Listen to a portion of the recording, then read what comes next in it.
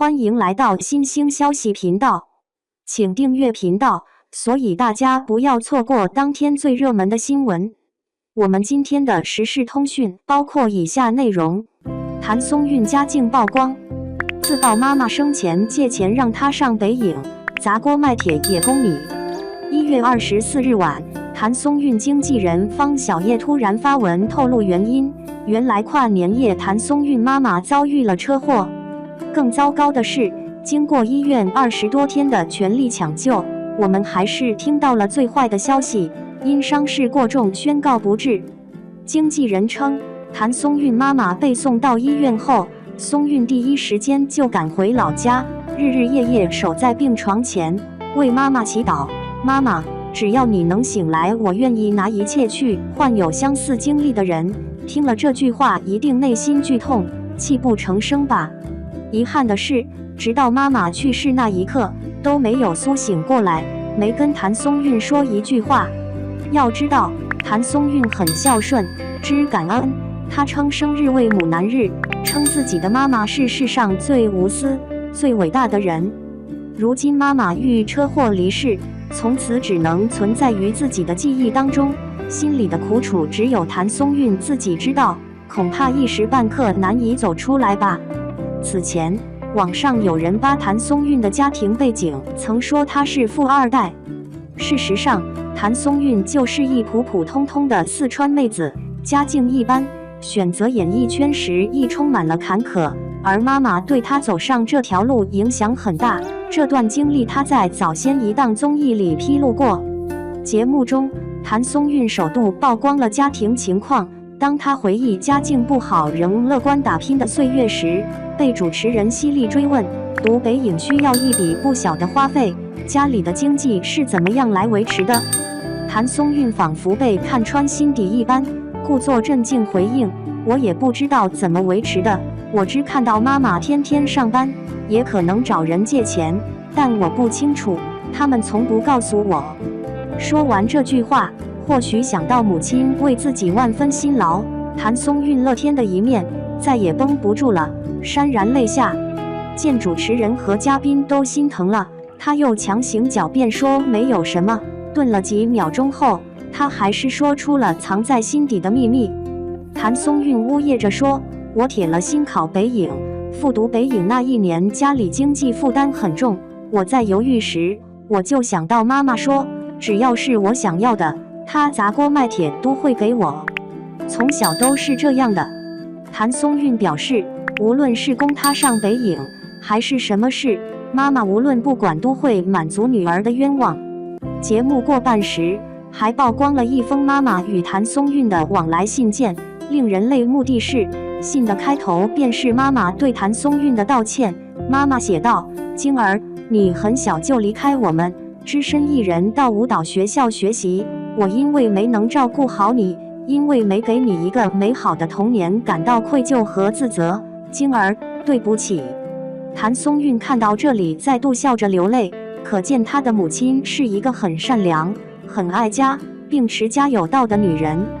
节目最后，谭松韵说出了自己的愿望，希望父母将来不要太操心，希望能为他们去做些什么，告诉他们我现在可以了。树欲静而风不止，子欲养而亲不待。看到这里，绝对很多人已湿了眼眶。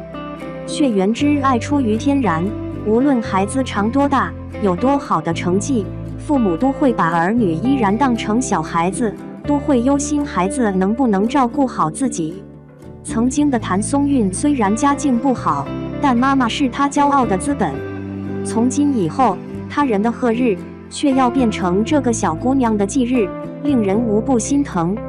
只怪风云难测，世事无常，可爱的姑娘，愿你坚强，用自己喜欢的方式过一生，再不经受这般风浪。2. 谭松韵，笑容堪称最治愈的女孩。谭松韵，1990年5月31日在四川省泸州市叙永县咕咕坠地，是中国内地的影视女演员，从北京电影学院表演系毕业。在娱乐圈这个星光璀璨的领域中，谭松韵的名号愈发响亮，其演艺生涯看似一片坦途，收获满满。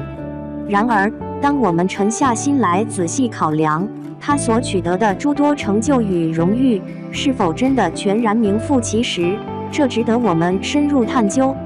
谭松韵在2005年凭借拍摄《好好过日子》迈入演艺圈，直至2012年于《甄嬛传》中饰演方纯义开始小有名气。回顾他这一路走来的演艺之路，表面看似颇为顺利，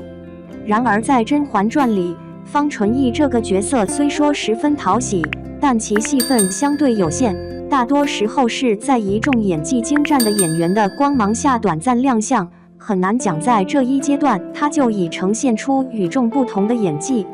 当时的走红也许更多是依靠角色自身的设定以及剧集的极高热度。2013年，谭松韵出任爱心书包公益活动的形象大使，这显然是一件值得肯定之事，彰显出她的社会责任感。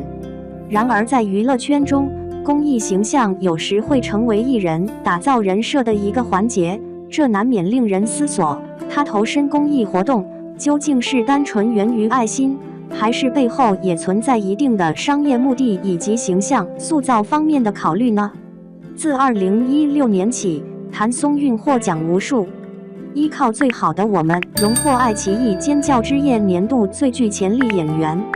的确，她将耿耿身上的青春气息诠释得还算不错，然而在一些情感细腻之处的展现上，总感觉还欠缺一些火候。就像在面对和余淮的复杂情感时，她的表现稍显稚嫩，许多情绪的转变处理得不够流畅自然。这般演技表现能否担得起最具潜力演员这一称号，值得探讨。于《狐狸的夏天》里，她摘得2个网剧最佳女主角奖项。在此剧中，她塑造的黎晏殊俏皮机灵，然而表演风格较为单调，对人物性格的层次感挖掘不够深入。整部剧的情节也趋向于套路化的偶像剧模式，如此作品与表演，其所获的奖项含金量不免令人心生疑虑。浪花一朵朵虽拥有较高的收视率，可剧集自身的剧情逻辑存在诸多漏洞，谭松韵的表演也未取得显著突破，大多是延续过往青春活泼的形象，很难讲她的演技实现了质的提升。2019年，她登上福布斯精英榜，在这一成绩背后，除去其演艺方面取得的成果，资本的助力以及市场基于商业角度的考量究竟占据了多大比例呢？要知道，在娱乐圈中，商业因素对于艺人的发展进程以及曝光程度有着不容小觑的影响力。2020年，凭借以家人之名于锦衣之下，谭松韵荣获多个奖项。于以家人之名里，李尖尖这一角色前期可爱活泼的呈现还算可以，然而后期角色遭遇家庭变故等复杂情节时，谭松韵的表演未能充分展现出角色内心的深刻变化，显得较为浮于表面。在锦衣之下中，她与任嘉伦的对手戏里，在一些需要爆发情感的戏份上，她的表现略显不足，和任嘉伦的出色演绎产生了一定差距。如此表演却获得双料视后，难免会使部分观众认为奖项颁发的有些急切。在2021年的8月未央以及2024年的蜀锦人家里，他始终持续尝试各类不同角色。然而在这些作品当中，他所展现出的演技并未让人产生眼前一亮之感，对角色的塑造欠缺深度与独特之处。必须承认，谭松韵于演艺领域投入了精力，也获取了一定的人气与成就。